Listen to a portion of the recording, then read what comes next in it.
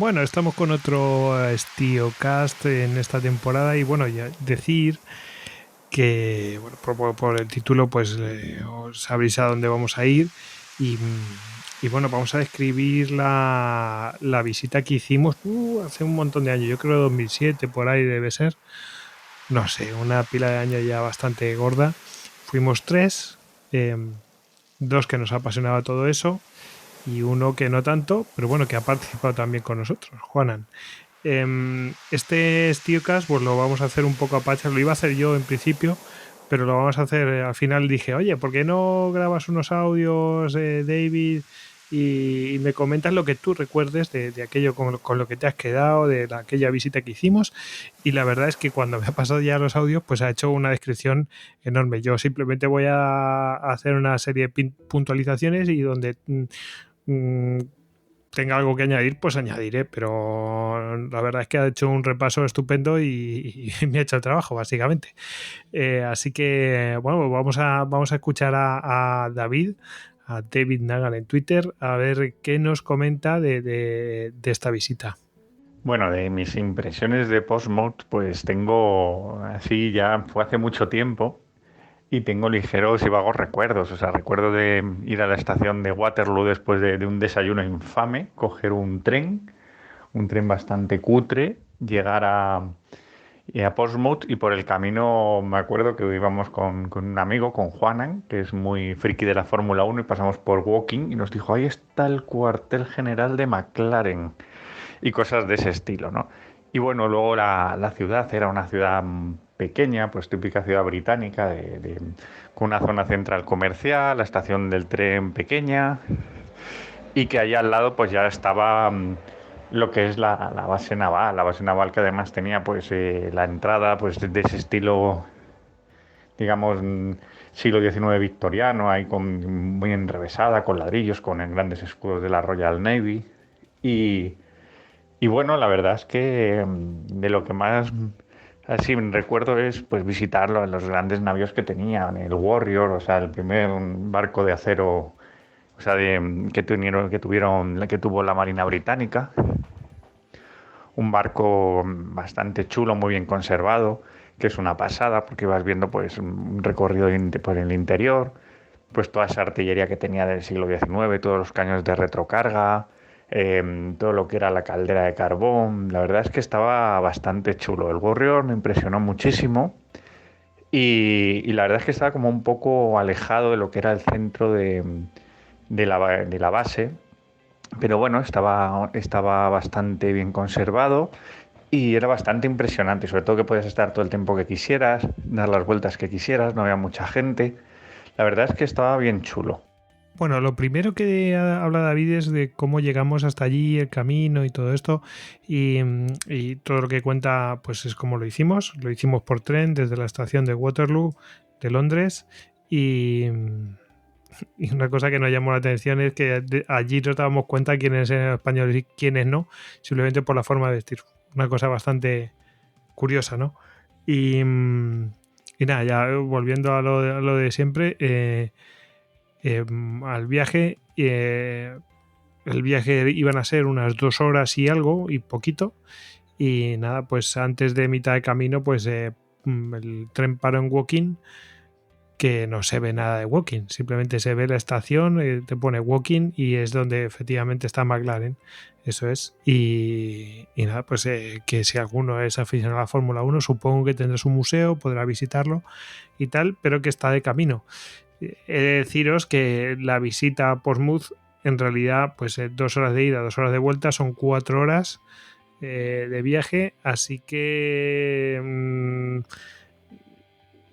visitar también Walking lo veo justo, lo veo más que justo. O sea, en plan de tiempo en el propio día va a estar complicado. Pero bueno, que está ahí, ¿vale?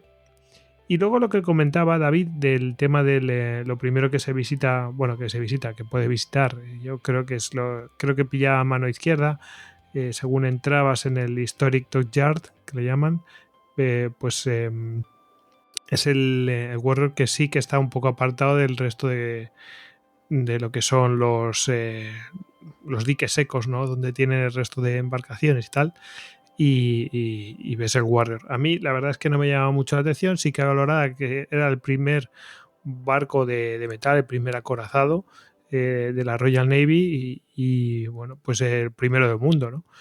Entonces eso sí me llamó bastante la atención y bueno, sí lo valoré. Pero bueno, es que esa época a mí no me llama mucho, no es mi favorita. Entonces, bueno, pues vale, ok. Y diréis, ¿y qué haces tú allí visitando la Royal Navy y tal? Bueno, pues que aunque sea, como diríamos, el enemigo, bueno, es el único sitio donde se conservan ciertas cosas. Entonces, bueno, pues eso sí que valoro yo, poder visitarlo y tal. Es como, bueno, joder, lo han conservado. Ojalá nosotros pudiéramos tener un lugar donde visitar el Santísima Trinidad o el Numancia o... ¿Me explico? Ojalá lo pudiéramos hacer. Entonces, la única manera de acercarme a aquella época es ir allí. Y me parece de elogio que lo hayan conservado. Me parece estupendo. Ojalá conservaran más incluso ellos, que pudieran hacerlo, pero al final no. Bueno, es que tiene un coste muy elevado. Así que, bueno, el caso es que allí estábamos en Portsmouth. Luego, otro de los sitios que fuimos a visitar antes de ir a la gran atracción, que por supuesto era el Victory, fue el museo sobre las velas de Trafalgar, que, no, que bueno, entramos así un poco para ver lo que era y también era impresionante, pues porque tenían desplegado lo que era una gran nave industrial, una nave de motores, una nave de reparación de calderas de los antiguos astilleros, pues tenían ahí, digamos, extendido lo que eran las velas de la batalla de Trafalgar. Y era una pasada, estaban agujereadas por las balas de cañón, de mosquete.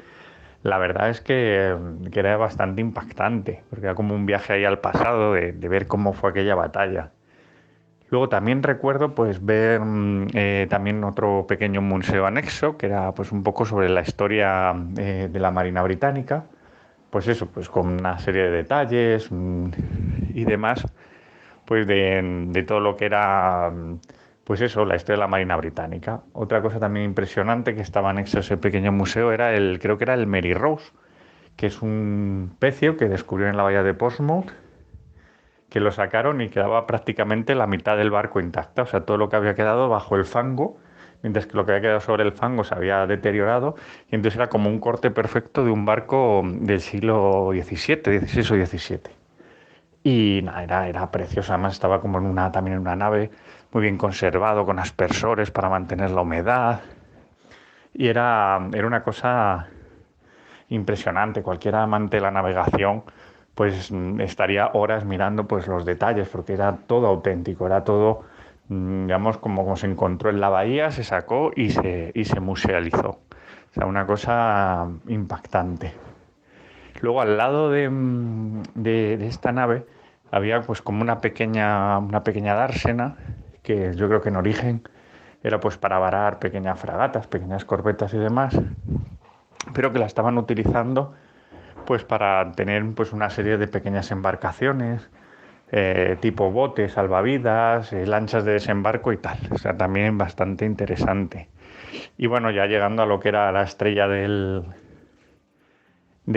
museo de Portsmouth, del Museo de la Royal Navy, era el Victory. Pero antes del Victory había un pequeño monitor, o sea, un barco de estos de defensa costera, que era el HMS Terror, que también era muy chulo, pues porque te veías cómo eran esos barcos, pues muchas veces no les damos tanta importancia, esas unidades secundarias de la Marina y tal, y estaba allí al lado del Victory.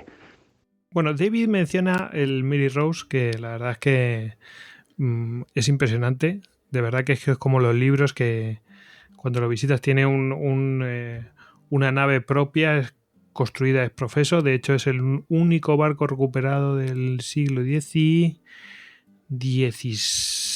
exactamente.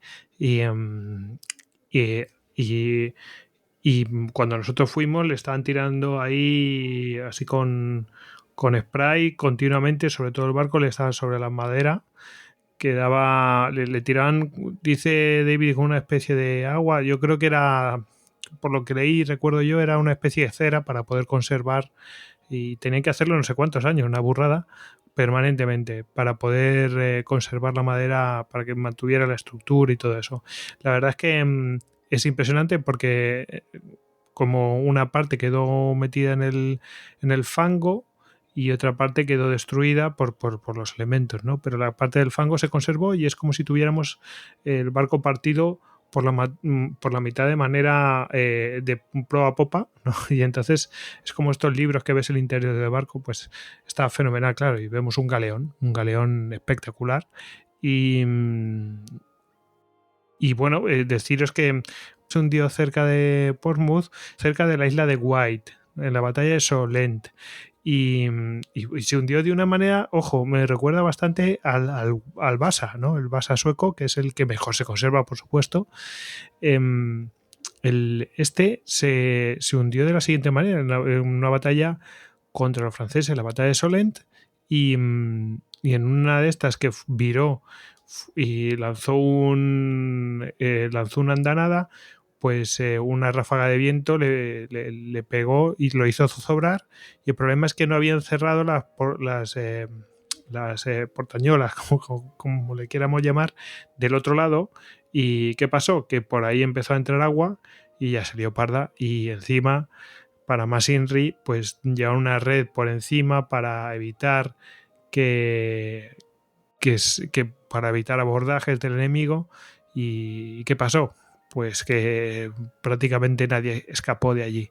Y el barco es muy importante porque era el buque insignia de Enrique VIII. O sea que, de hecho, el propio Enrique VIII vio esta acción a bordo de otro barco. Y pues nada, ahí quedó el Mary Rose, ¿no? Y luego David menciona otro barco que lo llama el Terror, ¿no? Simplemente él habla de memoria, pero no era el Terror. Después David y yo pues estuvimos hablando de él y buscándolo. Yo ni siquiera, para que veáis, yo ni siquiera me acordaba de este barco, pero David sí se acordaba que estaba. Y nada, pues es una especie, como dice, de monitor o así para patrullar y todo esto. Y este se llama el HMS M33. Le perdonáis que se haya confundido con el Terror porque habla absolutamente de memoria, ¿eh? Y bastante que se ha acordado, que yo ni me he acordado de él, ¿vale? Y nada, pues ese sí que está muy cerca del Victory, que ahora veremos. Y deciros que el HMS M33, pues yo creo que cuando fuimos entonces no tenía ese camuflaje que tiene ahora, pero lo han pintado con, desde luego en las fotos actuales, yo no lo recuerdo, ¿no? Pero en las fotos actuales sale con un camuflaje de estos disruptivos de la Primera Guerra Mundial. Y que bueno, alguna vez sí que los volvemos a ver, estos camuflajes, ¿no? Para hacernos equivocar y fallar el blanco y todo este tipo. Bueno, pues el Dazzle Camouflage, que le llaman en inglés, bueno, pues que lo tiene, vamos. Y mencionaba David antes las velas de Trafalgar, y es que estaban con una exposición, creo que era una exposición especial, no creo que la tengan todavía puesta, y habían desplegado una serie de velas que guardaban de la época de Trafalgar y tal, incluso creo que alguna bandera española había y tal. Y ves las dimensiones que tiene todo eso, es una cosa tremenda, ¿no? Y bueno, pues deciros que a lo mejor no lo encontréis ahora, pero bueno, que de vez en cuando pues hacen este tipo de cosas, sacan material de vete a saber cuándo, que lo conservan, pues me parece genial. O sea, aunque sea una bandera española capturada y la saquen de vez en cuando, pues fenomenal. Pero si no existiera eso, a lo mejor no nos hacíamos a la idea de cómo era el tamaño de una bandera de un navío de línea de aquella época, español, ¿no? Ves la dimensión y dices, madrecita de mi vida, ¿no? En fin, llamativo. Y bueno, ya hablando de lo que es la joya del museo, el HMS Victory, pues básicamente es un bellezón. O sea, es un navío del siglo XVIII, o sea, un navío de línea, de 3 puentes, o sea, que además pintado que parecía nuevo, o sea, impactante. O sea, el recorrido por esta especie de obra maestra de la carpintería naval es brutal, o sea, es recomendable 100%. Cualquier persona que le guste la arquitectura naval, los barcos, la historia, lo iba a disfrutar. Hay que decir que el Victory estuvo mucho tiempo como un pontón ahí colocado en Portsmouth, un pontón, vamos, que estaba solo el casco ahí pues amarrado y se utilizó pues para varias tareas hasta que decidieron restaurarlo, le volvieron a poner el velamen, los palos y demás y lo dejaron como era original. Bueno, hay que tener en cuenta que la originalidad de estos barcos es muy relativa, ya que una vez que se construían, en todo lo que era su vida, se les iban cambiando las piezas, o sea que el barco que muchas veces se daba de baja no tenía nada que ver con el barco que se puso en quilla, o sea, todas las partes que se le cambiaban de madera y tal. Pero bueno, lo que es la esencia del barco estaba allí, o sea, puedes recorrer los camarotes, las cocinas, todo lo que eran las líneas donde estaban los cañones, o sea, era una auténtica pasada, o sea, merece la pena. O sea, el Victory para mí fue una experiencia genial. O sea, puedes estar allí horas y, no sé, ponerte al timón. Estaba el lugar donde fue abatido Nelson, el lugar donde murió Nelson. O sea, lo tenían todo bastante bien explicado. Y es una especie de santuario británico, pues eso, de la Royal Navy y de sus mejores momentos. O sea, sobre todo giraba muy en torno a la batalla de Trafalgar y a la importancia de este navío en ella. La verdad es que en ese aspecto estaba bastante bien. Y ya te digo, cualquier aficionado a la historia naval lo iba a disfrutar al 100%. Bueno, del Victory, ¿qué decir? Yo iba pensando solamente en el Victory. Es a lo que iba yo y la verdad es que no me decepcionó. Me impresionó ya desde fuera. Me pareció un poco más pequeño de lo que yo me imaginaba, pero si uno se pone a pensar que aquello era lo mejor de lo mejor, esos bichos eran lo mejor de lo mejor de lo mejor de la técnica de cada una de las naciones, de las fuerzas o de cada uno de esos pueblos, bueno, pues ya empieza a dimensionar las cosas y bueno, y ve que, bueno, pues artesanamente se podían hacer este tipo de bichos y me impresionó también las curvas que tenía, no me lo imaginaba, o sea, cuando lo ve en directo, ve las formas, cómo está más... por la que tiene más panza en la parte inferior y cómo se va curvando, cómo va haciendo las curvas. Bueno, es precioso, la verdad es que es para verlo y bueno, al final también ve que es como un erizo gigante con 1000 cabos y tal y dices, bueno, ¿esto cómo lo gobernaban? Pues bueno, pues la gente de entonces pues era especial y lo hacía de esa manera. No sé, es todo tan especial, tan artesanal, es maravilloso, la verdad. Y eso por fuera, claro, uno por fuera pues se lo puede llegar a imaginar de cierta manera y tal.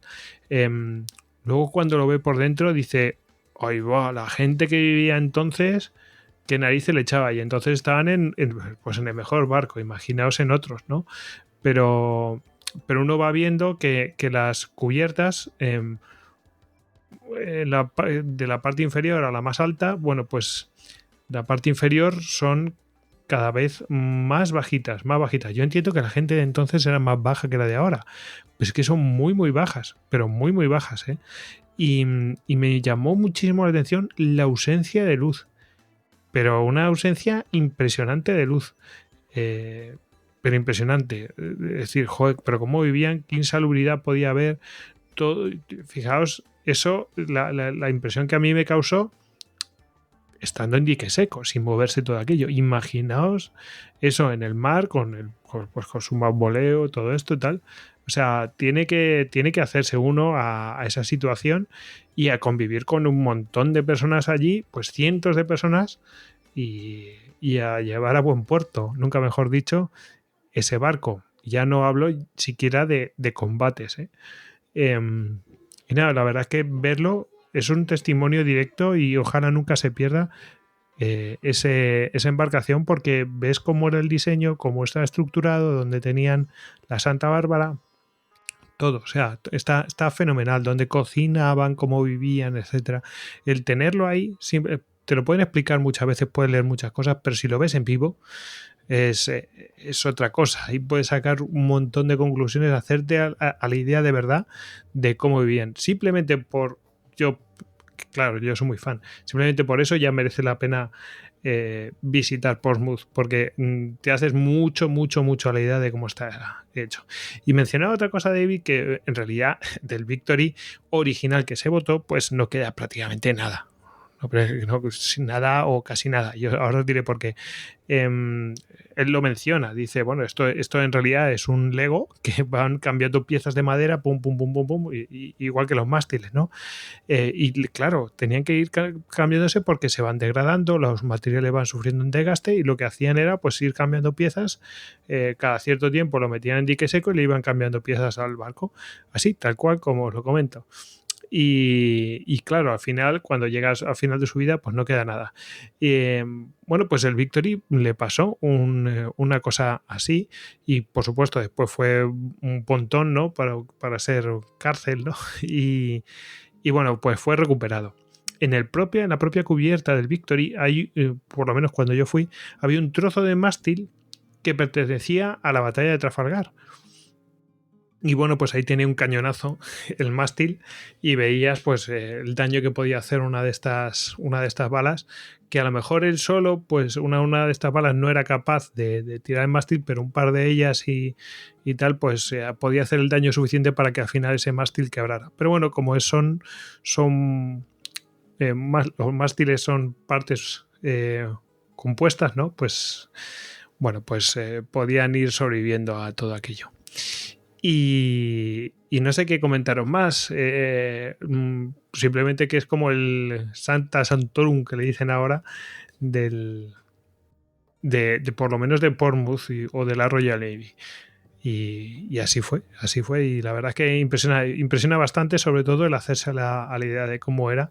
No esperéis ver recreaciones ni cosas de estas, no. Esta es simplemente, no hay ninguna recreación, es cómo está. Así era el barco y todo. O sea que está tal cual. Y es quizá muy espartano y tal. A lo mejor os llama la atención la falta de decoración y cosas de estas, pero es que la Royal Navy estaba para lo que estaba. Y bueno, pues nos podemos hacer la idea que nuestras embarcaciones, los navíos de línea de la Real Armada, pues eran muy similares. Muy similares. Al final todo el mundo se espiaba y bueno, pues cambiarían 3-4 cosas, detallitos, pero en general eran básicamente así. Y bueno, por último, también hablar de que en el pase del museo que hicimos había como si fuera una gira en un barquito, o sea, nuestros barquitos que van por las bahías y tal. Yo hice una parecida aquí en España, en Ferrol, que también te iba por toda la ría de Ferrol y te metía en la base naval y podías ver las unidades en la base naval, las unidades militares. Pues allí es pues por Portsmouth, pero no es por toda la bahía de Portsmouth, sino solo por lo que sería la base militar. La base militar de Portsmouth, que bueno, actualmente se sigue utilizando, una parte que es la que he estado contando un poco, que es la parte del museo. Luego hay una parte que sería donde están las unidades modernas, las unidades donde se atracan y tal, y donde se les da servicio, y luego otra parte que funciona más bien como si fuera una especie de reserva naval, donde hay unidades antiguas que están allí, pues por si en algún momento se las necesita, volver a poner en servicio y tal. Y la verdad es que es una pasada, o sea, pudimos ver fragatas, destructores, pues de los años 80 y 90 de la Royal Navy, o sea, sus últimos estertores de aquellos que combatieron en Malvinas. Y entre otros, pues vimos algún portaaviones de la clase Royal, concretamente creo que vimos el Invencible, o sea, cosa que algún integrante de Istocas que no quiero nombrar, pues no le iba a hacer gracia que el Invencible estuviera ahí a flote, pero bueno, ahí estaba. En plan, pues eso de... Pues nada, estaba en la reserva, o sea, en ese momento cuando nosotros estuvimos, ya se estaban dando de baja los portaaviones británicos de esta clase, que eran estos que tenían Skyjump, iban equipados con Harrier, porque ya se estaba proyectando el Queen Elizabeth, el nuevo portaaviones que hace poco entró en servicio. Entonces tuvieron ese momento crítico la Royal Navy en que se estaba quedando sin portaaviones en servicio.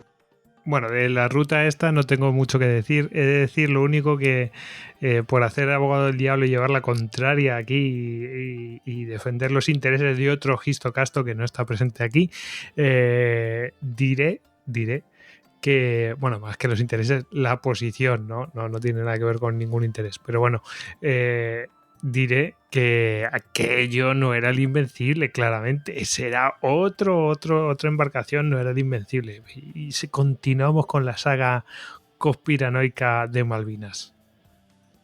Y bueno, la verdad es que fue muy agradable porque, claro, íbamos viendo pues esos barcos pues que al final no dejan de formar parte de la historia, ¿no? O sea, eh, habían estado combatiendo en Malvinas, en las guerras de Irán-Irak, en todo lo que fue el Golfo Pérsico, en la guerra del Golfo propiamente dicho.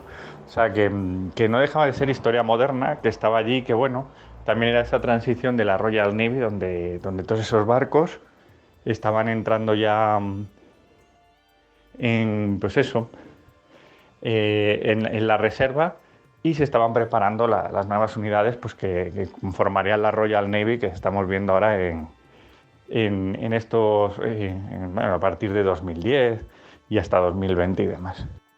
Y bueno, más o menos esas son mis impresiones de Portsmouth. Una gira, pues eso, pues un museo que merece mucho la pena. Hay que tener en cuenta que la Royal Navy tuvo su momento más álgido a finales del siglo XVIII, en el siglo XIX, hasta casi la Segunda Guerra Mundial, por lo que es muy reciente, y pudo conservar bastantes unidades para museizarlas. O sea, eso está muy bien. Luego también la arqueología naval, de tener la suerte de tener un barco como el Mary Rose y poder exponerlo. Y en ese aspecto hay que agradecérselo porque sí que consigue pues atraer bastante la atención. O sea, tienen unidades muy importantes para poder visitarlas y porque cualquier aficionado naval pues se sienta totalmente apabullado. O sea, entre el Victory y el Warrior, el Mary Rose y luego todas las unidades que se pueden ver en el, digamos, en el paseo o en la gira por la base, pues cualquier aficionado pues vamos, iba a quedar totalmente contento y satisfecho. Pues suscribo las palabras de David, porque al final ver ese tipo de barcos que no los puede ver en ningún lugar del mundo prácticamente, yo creo que no sé si, o sea, puedes ver alguna recreación que hayan construido y todo esto, pero ver los originales, vamos, es que eso es un puñetero tesoro. Y vamos, para mí, yo considero este lugar, vamos, un lugar de obligada visita si te gusta la historia naval, por lo menos la moderna y la contemporánea, vamos, un lugar fundamental. Bueno, que lo tienen los ingleses, en el Reino Unido. Bueno, pues oye, qué suerte, lo he dicho antes y digo, qué suerte, qué envidia que tengan un sitio así para poder visitar y admirar, bueno, pues su historia. Y en realidad estamos hablando de la historia naval mundial o marítima del mundo, o como le queréis llamar, vamos, es una gozada tener una cosa de estas, y uno se puede imaginar ver una flota de un tipo, de otro, etcétera, viendo estos bichos y dices, madre mía, y el esfuerzo que costaba mantenerla, el esfuerzo colectivo, ¿no? de tenerla dispuesta. Y no me queda más que agradecer sinceramente a quien, yo creo que es la propia Royal Navy la que se encarga de todo esto, a quien esté a cargo del museo, bueno, pues el esfuerzo de mantener todas esas unidades dispuestas, aunque sea al mismo Reino Unido, el tener dispuestas estas unidades como museo y que se puedan visitar. Creo que ahora por el tema del coronavirus está cerrado temporalmente, pero vamos, ahí estarán para cuando volvamos a la normalidad de verdad. Y bueno, con esto me despido, que estaba aquí aportando mi granito de arena en una travesía a casi 30 y tantos grados por la Deep Extremadura. Y nada, un saludo a todos. Pues un saludo, David. Ha sido un robo a mano armada que le hemos hecho, pero bueno, ya os digo, lo iba a hacer yo y digo, ¿por qué no llamo a David y tal? Y lo hacemos. Bueno, pues lo hemos podido hacer, aunque sea con audios del WhatsApp, ¿no? Así de vil ha sido.